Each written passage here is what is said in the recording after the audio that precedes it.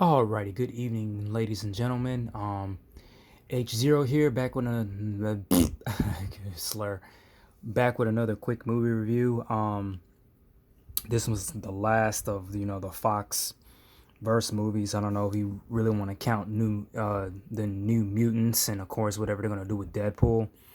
But this one's Dark Phoenix, and this one's gonna be a rough one because I know a lot of the X-Men movies got a lot of hate, and between Last Stand and this one and the first Wolverine, it's like the bastard child, the black sheep of it all. Uh, for the comic book lore, I can understand, first and foremost, people gonna trip about that. We can get that bullshit out the way because I stated over and over and over and over again that if you strip the lore back and you just look at the story, you have a decent, good story. And like I said, with all the past X-Men movies, I didn't hate, on this one that bad, and I'm indirectly going to talk about Last Stand as well in this one. And again, when I do Mortal Kombat Annihilation, because both of those movies had the same problem to why they didn't work. But this movie stars James McAvoy, uh, Michael Fassbender, Jennifer Lawrence, Nick Hoult, um, Sophie Turner. I can't remember the guy that played Cyclops. His name was Ty something. But they play more of a prominent role or roles in this movie than they did in the past one, especially with Jean. Excuse me.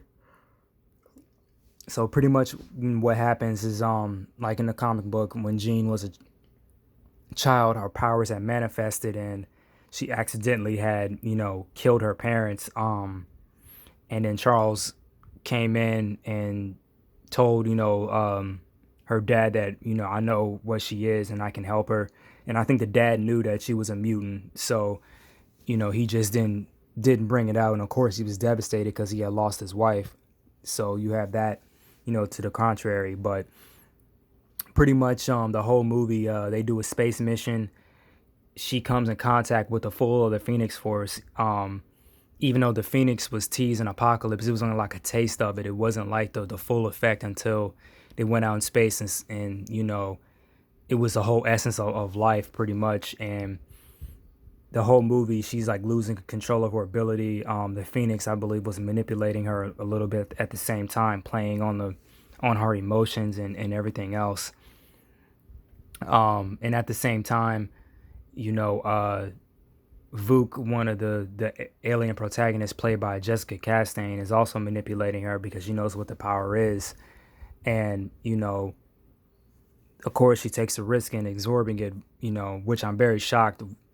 She just didn't jump on Jean and grab it, but I guess she had to trust her to get her close enough, to take it in the first place. But pretty much, this was like a very, very quiet movie, mainly because this was released, ironically, I think around the time of Captain Marvel.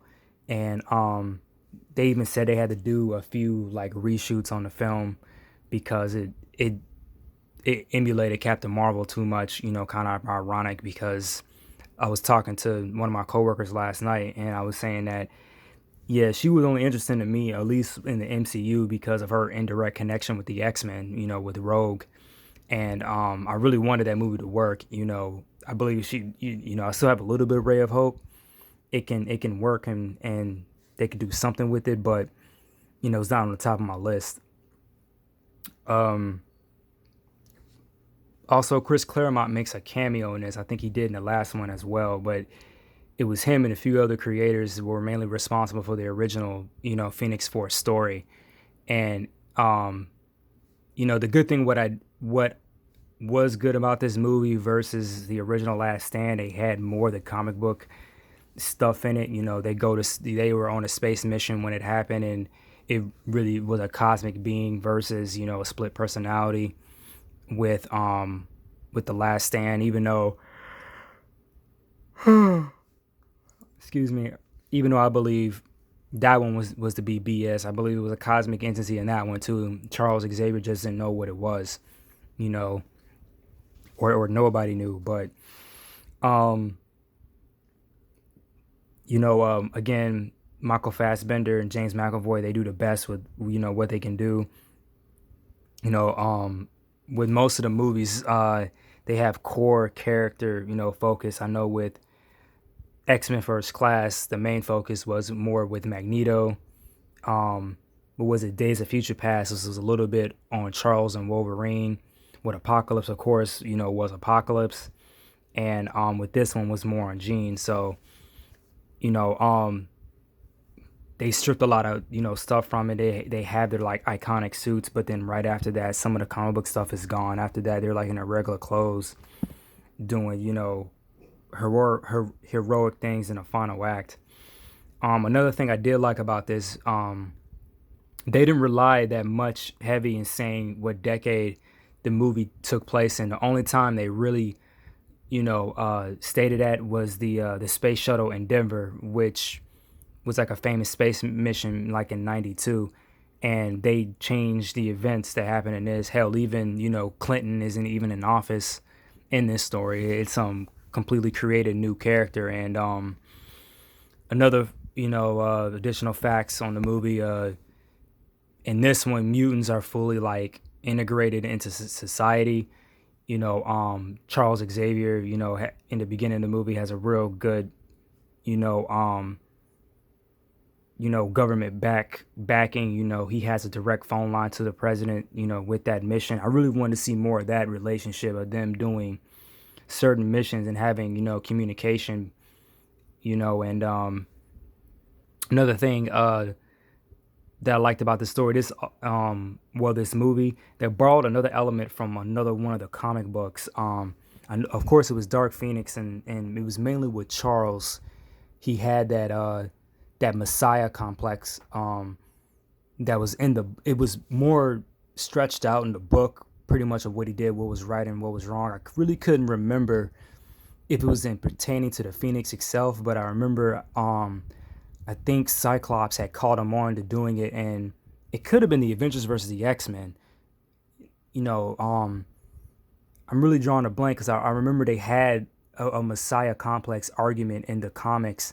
It was more the recent stories, and I couldn't really remember which one it was. I know Comics Explained had did a story on it. It could have been Avengers versus X-Men, with the Phoenix Five and all that. But that's pretty much all I have to say. Might have missed a few things, but it's pretty much all. With this being closed, hopefully they took notes with all the X-Men films and see what worked and what didn't. And pretty much, Fox would not Fox, the MCU would do a good job. And the last thing I would say on ending on this, because this is me being pissed off by a lot of things in the media, mainly with liberals and conservatives, even going into our media, but mainly this is going to be a feminist part, and you can get triggered right now. I really don't give a shit. But the part that really irked me the most, and it wasn't the Jennifer Lawrence line that people love to poke fun of. It was when Jennifer Mystique's character said, "We all know what the X in the X-Men stands for," and it sucks because it sounds like whoever had wrote that really isn't a fan of the comics, which I highly doubt that because Simon Kinberg did it. But the X in the X-Men doesn't stand for Charles Xavier. Even I thought that as a kid, but going back to one of the comics in 1963, even he had stated, the X stands for the X gene of our extraordinary abilities. And you can straight up, argue with me all you want to, but you can even look that up, and there's even a video on YouTube, a few of them where, more comic book fans will back that up, and